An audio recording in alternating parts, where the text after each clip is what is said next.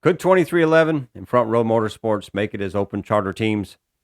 And I wonder what some of the old independent drivers would think about this lawsuit. 3, 2, 1.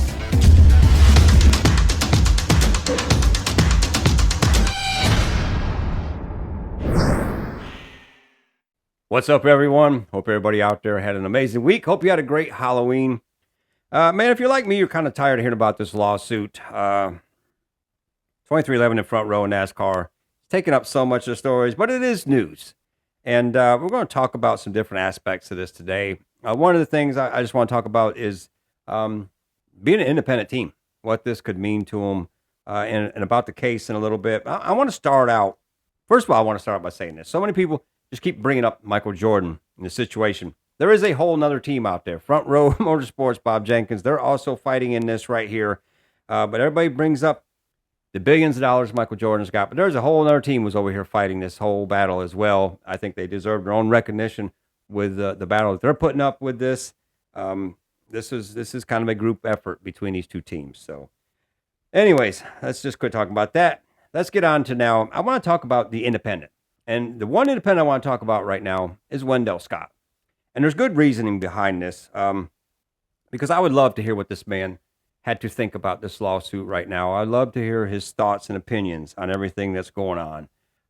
And as always, I'm not taking sides in anything with this, or I try not to. But, Wendell Scott was a grassroots racer. He was a guy who fought NASCAR, basically, in many ways. And the reasons behind this were man, they were everywhere. And this man received death threats. He was poisoned, apparently. He fought for everything he could to make it in this series. And, 1963 went on to win a race and knew he won that race, but was not credited with the win after a checkered flag. And then to come to find out, he had won by 2 laps. And NASCAR finally acknowledged the issue with that, but it took decades to finally get him a trophy there. And it's unfortunate he never got to see that. But this is the comparison, because we're talking about 2 different times, 2 different things right here. Because for Wendell Scott, 1969 was his most profiting year in NASCAR. And that year he made $47,451. So we're talking about a man who basically fought just to be at the racetrack. Grassroots, had his family working on a race car and doing everything he could just to get out there and race because he loved it. And we're talking about a man who's also out there racing for a year for under $50,000 in prize purse. Now, on the other hand, we're over here talking about a wealthy basketball player, businessman, who is fighting millions. Whole different story, whole different situation. But man, I wish Wendell was here to tell his thoughts on this. But now we got to get to the lawsuit. I say, man, I'm kind of tired of hearing about this thing, but it is news. So we're going to focus right here on what it's going to mean if they're an independent team. Because I'm going to tell you, take a look at this right here. Yeah, that could happen. That's pretty wild. We're going to get more to that here in a second. But this week, these race teams, they filed for expedited discovery in this case.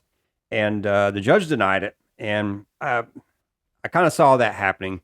And I'm seeing conflicting things with this as well. And what they're asking for is they're asking for discovery. They're asking for data, for information from NASCAR.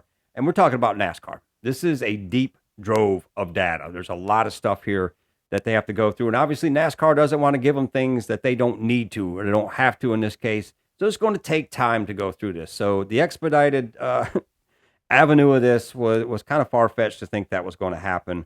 And obviously it didn't. But as of right now, NASCAR's won 2 of these motions. They're winning the battle so far. There's still a long, long way to go. Now, this brings me to the point of being an open team, because obviously NASCAR is nixing, they're trying to anyways. They're trying to make it a 32 charter system, basically saying, even if you want your charters back, they're not here anymore. So what's going on now is that these teams are going to have to race under an open term agreement. And with this, they have to sign a NASCAR open term agreement to race in the series. And they're having a problem right now because, according to them, there is a clause in this open team agreement that is the same as what's in the charter agreement. And what they're saying is, if we sign this, this clause right here could be used to release NASCAR from the claims that the teams are making against them right now. So this is very interesting because I don't know how this is going to play out. It's something that's going to be really cool to follow. But, I mean, the thought of 2311, especially in Front Row, too, not being a part of NASCAR, man, I just don't see that happening. But it's going to be interesting, especially we got Tyler Reddick out there who could be the champion, regular series champion. Imagine him winning the championship, and then next year, everything just goes to hell here.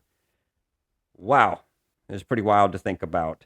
But Steve Phelps, he's come out and said he wants Michael Jordan in the series. He thinks he's a great asset. Obviously, NASCAR is spending their time. They've been spending their time trying to build a diverse community, not only in the stands, but also as team owners, as drivers, as pit crew members. So this is part of their process.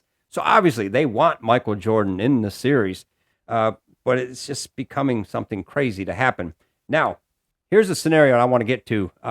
Let's just say they are independent teams. That means that they are not guaranteed a starting spot. That means they're not guaranteed to pay that they were before. And if you're a historian of NASCAR, especially, let's just say the Daytona 500. This was a race that independent teams loved to be at. A lot of these teams, that was the only race that they raced all year long because it paid so damn well. So imagine these teams right here, 2311 and Front Row Motorsports. Right now, don't know how many teams they're going to have next year out there competing. Obviously, it's looked like 5 between the two teams. But who knows? Who knows what's going to happen right now? But NASCAR is also saying we're going to bump up the payments. We're going to bump up the purse for open teams to come into this. So if they do that, I can see a lot more teams coming into this situation. And then you also got to include that Martin Truex is looking at running the Daytona 500 as well. So there could be different teams competing for this race, and there's no guarantee you're in it. And let's go back to that picture right there. Yeah, you can see that. That's Joe Nemechek in 1997 because his Sabco team failed to make the race with Bell South on the side of the car. And one of those drivers that used to just race the Daytona 500 was Phil Barkdahl. He actually would race Talladega and Daytona.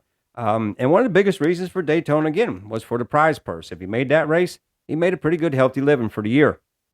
In 97, though, that Sabco team with Joe Nemechek did not make the race, and they had to purchase the spot from Phil Barkdahl and then make the changes to the car, and that's why you can see that thing out there looking like it was running around on the four-banger series out there at one of the dirt tracks. But that was in practice. That's how quickly they had to do all this, and ended up not being a good day for them anyways. They crashed out.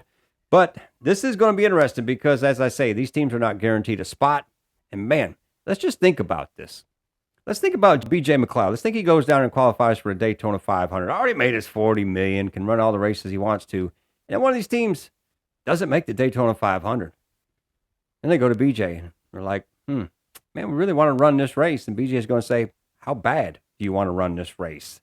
B.J. could come out like the damn Lucky Charm in this whole NASCAR series. I think that's pretty wild because that man just was like, hey, I love the race. I'm gonna take this check.